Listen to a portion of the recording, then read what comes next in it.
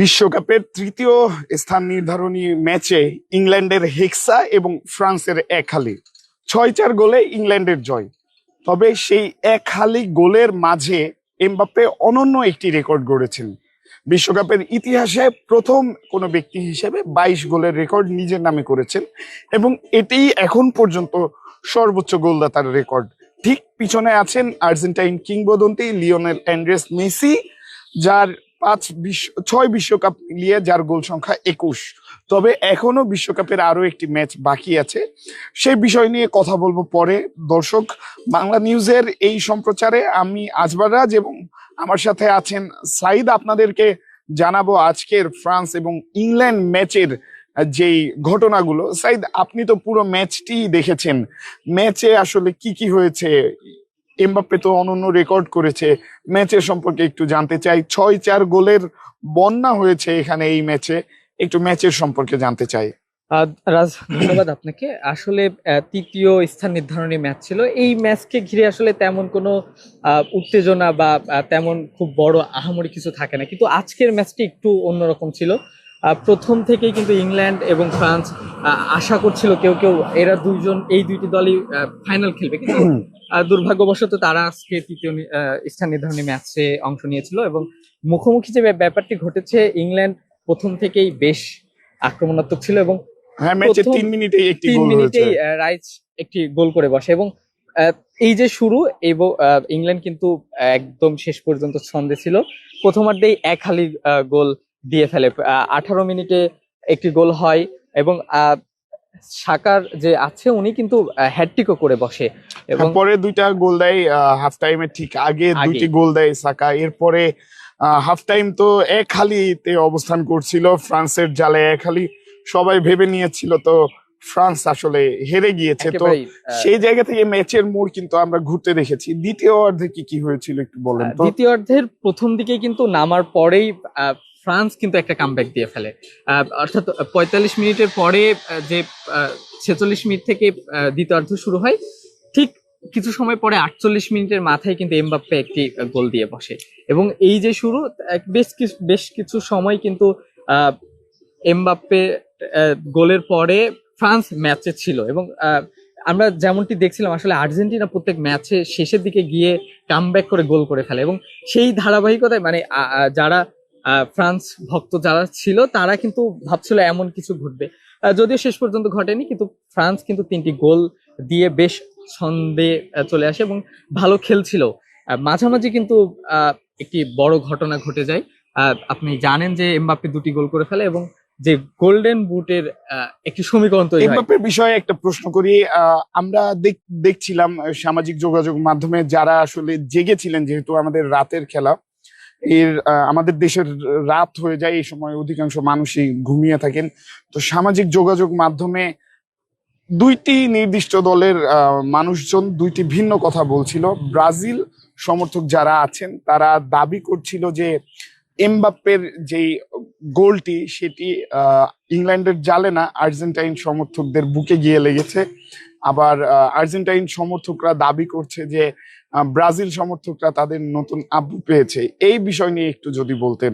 রাজ, আপনি আসলে একেবারেই ঠিক বলেছেন, কারণ আমাদের দেশে বিশেষ করে বাংলাদেশে কিন্তু আর্জেন্টিনা এবং ব্রাজিল এই দুইটির মধ্যেই সবসময় ফাইটটা হয় এবং যেই দলই যাক ঘুরে ফিরে কিন্তু এই যে আর্জেন্টিনা এবং ব্রাজিলের সম্পর্ক চলে আসে। তো সেই জায়গা থেকে যেহেতু মেসি এবং এমবাপ্পের মধ্যে যে একটা প্রতিযোগিতা হচ্ছিল গোল্ডেন বুট নিয়ে, সেই জায়গাতেই আসলে যেহেতু ব্রাজিল নেই টুর্নামেন্টে এখন, তো ব্রাজিল ফ্যানরা আসলে আর্জেন্টিনার বিপক্ষে যাওয়ার জন্যই বলা যায় যে এমবাপ্পের পক্ষে নিয়েছে।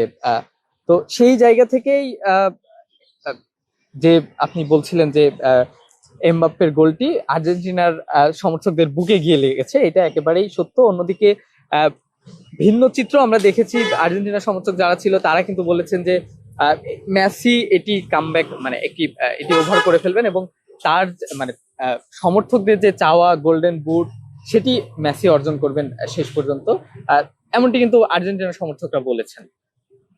আচ্ছা, মেসির এই বিশ্বকাপে এখন পর্যন্ত 8টি গোল করেছে, 4টি অ্যাসিস্ট। অন্যদিকে এমবাপ্পে আজকের ম্যাচে 2টি গোল, 1টি অ্যাসিস্ট নিয়ে প্রায় মেসি থেকে কিন্তু একদম অনেক দূরে চলে গিয়েছে। আপনার কি মনে হয় আদৌ এটা কতটুকু সম্ভব? অবশ্যই মেসির জন্য তো যে সমীকরণ এখন দাঁড়িয়েছে, এটি মেসির জন্য গোল্ডেন বুট জেতা খুবই কঠিন। যদিও আমরা ফুটবলের জাদুকর হিসেবেই মেসিকে জানি, এবং তিনি কিন্তু এই বিশ্বকাপে বেশ কিছু প্রথম ম্যাচেই কিন্তু হ্যাটট্রিক করেছে। আহ, আহ, গত বিশ্বকাপেও ভালো খেলেছে। এই বিশ্বকাপে এখন পর্যন্ত সর্বশেষ বিশ্বকাপে তার যে গোল সংখ্যা 21 একেবারেই খারাপ না। সবকিছু মিলাইয়ে আসলে কি হয়, সমীকরণ দিয়ে তো আসলে সবকিছু মেলানো যায় না। যেখানে অবস্থান সমীকরণের বাইরে যেখানে মেসির অবস্থান, যাকে বলা হয় ফুটবলের জাদুকর, তো এখানে আসলে সমীকরণটা কি হতে পারে, এটা এই সমীকরণটাও খুব কঠিন। যদিও এখন পর্যন্ত এমবাপ্পে যথেষ্ট এগিয়ে। আহ, যারা ব্রাজিল সমর্থক, অর্থাৎ অন্যান্য মেসি ভক্তের বাইরে যারা আছে, তারা আশা করতেই পারে যে এমবাপ্পে তিনি গোল্ডেন বুট নিয়েই ফেলেছেন। আসলে কি হয়, মেসির হাতে এখনো একটা ম্যাচ আছে, মেসির জীবনের শেষ ম্যাচ। হয়তোবা সে আর তার পায়ে ফুটবল জড়াবেন না, তার আহ, পায়ে সে গোল দিবেন না। তো সেই জায়গাতে মেসিও চেষ্টা করবে, এবং মেসি যে পুরো টিম তারাও চেষ্টা করবে মেসিকে যাতে সেই শীর্ষ জায়গায় রাখতে পারে। তো সবকিছু মিলে আসলে একটু বলা কঠিন সমীকরণটা কি দাঁড়াচ্ছে।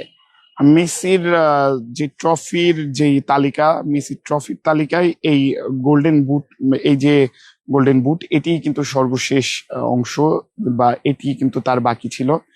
এর পাশাপাশি আমরা যদি দেখি আর্জেন্টিনার যে ফাইনালটি, সেটি কিন্তু স্পেনের সাথে, যারা এই বিশ্বকাপে শুধুমাত্র একটি গোল খেয়েছে, তাও বেলজিয়ামের সাথে কোয়ার্টার ফাইনালে।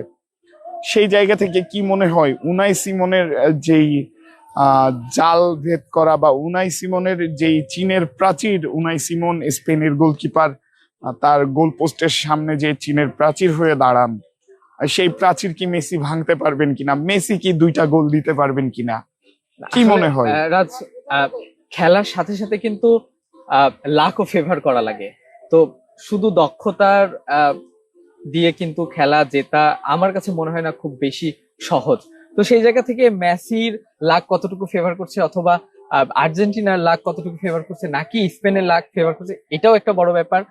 অবশ্যই আমরা দেখেছি এই বিশ্বকাপে যে স্পেন একেবারে দুর্দান্ত কিছু ম্যাচ উপহার দিয়েছে দর্শকদের, এবং স্পেনের যারা ফ্যান আছে তারা অবশ্যই আহ, খুবই বেশি আশাবাদী যে এখন পর্যন্ত মাত্র একটি গোল স্পেনের জালে জড়িয়েছে প্রতিপক্ষ। অন্যদিকে প্রত্যেকবারই গোল শূন্য হয়েই প্রতিপক্ষ আহ, পরাজয় বরণ করেছে। সেই জায়গা থেকে আর্জেন্টিনার সমীকরণ একটু কঠিন হতে পারে, কিন্তু কি হবে সর্বশেষ সেটির জন্য আমাদেরকে 90 মিনিটে যে খেলা, পাশাপাশি অতিরিক্ত সময় মিলিয়ে সর্বশেষ সেকেন্ড পর্যন্ত আমাদের দেখতে হবে। এছাড়া আসলে মনে হয় না আহ, বলার সুযোগ আছে যে কে আসলে জিততে পারে। তোমার কাছ থেকে আমরা যে আপনার কাছ থেকে যে আমরা যে তথ্যটা পেলাম, এটার জন্য আপনাকে ধন্যবাদ। এবং মেসি এবং এমবাপ্পের যেই দ্বৈরথ, এই 2026 বিশ্বকাপের সর্বোচ্চ গোলদাতার সেই দ্বৈরথে মেসি 2টি গোল নিয়ে পিছিয়ে আছেন। অন্যদিকে 4টি অ্যাসিস্ট করে এমবাপ্পে এবং মেসি উভয় স্থানে আছেন। তবে যদি মেসি ফাইনালে 2টি গোল করতে পারেন, তবে সেই দ্বৈরথটি হয়তো মেসির দিকে যাবে। অ্যাসিস্ট প্রথমে সর্বোচ্চ গোলদাতা, গোল সংখ্যা যদি যৌথভাবে সর্বোচ্চ হয়, সেক্ষেত্রে এরপরে দেখা হয় অ্যাসিস্ট। মেসি কি পারবেন ফাইনালে একটি হ্যাটট্রিক করতে, বা 2টি গোল এবং একটি অ্যাসিস্ট করতে? আপনার কি মনে হয় জানিয়ে দিন এই সম্প্রচারের কমেন্ট বক্সে। অন্যদিকে উনাই সিমন, যিনি এই বিশ্বকাপে 649 মিনিট স্পেনের যে গোল পোস্ট রয়েছে সেটি রক্ষা করে এসেছেন, এই বিশ্বকাপের ইতোমধ্যে 7 ম্যাচের 6টিতে ক্লিন শিট, একটি মাত্র গোল খেয়েছেন বেলজিয়ামের বিরুদ্ধে। কি হবে আর্জেন্টিনার সাথে? আর্জেন্টিনা কি জিততে পারবে তাদের তৃতীয় স্টার? মেসি কি পাবে তার সর্বশেষ না পাওয়া গোল্ডেন বুট? সেটাই জানাবো আপনাদেরকে, এবং সেই খেলার জন্য, সেই খেলাটি দেখার জন্য আপনারা অপেক্ষা করুন। এতক্ষণ আমাদের সাথে থাকার জন্য ধন্যবাদ। আবারও আসবো আপনাদের সামনে।